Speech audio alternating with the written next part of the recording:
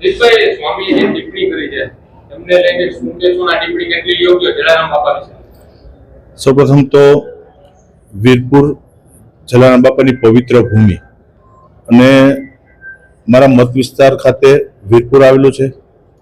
છેલ્લા 15 વર્ષથી આ વિસ્તારના ધારાસભ્ય તરીકે વીરપુર મારા મત વિસ્તારનું ગામ છે અને 15 વર્ષથી જે રીતે હું જોતો આવું છું કે વીરપુર જલારામ બાપાની પવિત્ર ભૂમિ અને લાખો શ્રદ્ધાળુઓ જે વીરપુર જલારામ બાપાના દર્શન કરવા માટે હંમેશા હોશે હોશે આવે છે. આ એક એવી જગ્યા કે જ્યાં ભૂખ્યાને રોટલો આપવામાં આવ્યો છે. મને ગૌરવ છે કે આ પવિત્ર સ્થાન અને જે પ્રમાણે ત્યાં ભૂખ્યાને રોટલો આપવામાં આવ્યો છે, વીરપુરના આંગણે કોઈ દિવસ કોઈ પણ માણસ ભૂખ્યો નથી ગયો અને અત્યાર સુધી અંદર એક પણ રૂપિયો ક્યાંથી ફાળો નથી લીધો. આ પવિત્ર જગ્યા અને જે રીતે પૂજ્ય જલારામ બાપા વિશે અભદ્ર ટિપ્પણી કરવામાં આવી, આ ટિપ્પણીને સખ્ત શબ્દોમાં વખોડી કાઢું છું. ગઈકાલે પણ વીરપુર બંધનું એલાન હતું. હજારો ભક્તો એને રોષપૂર્વક આ દુકાનો બંધ રાખી અને આ જે અભદ્ર ટિપ્પણી થઈ એમાં જોડાતા હું પણ આ ઘટનાને વખોડી કાઢું છું.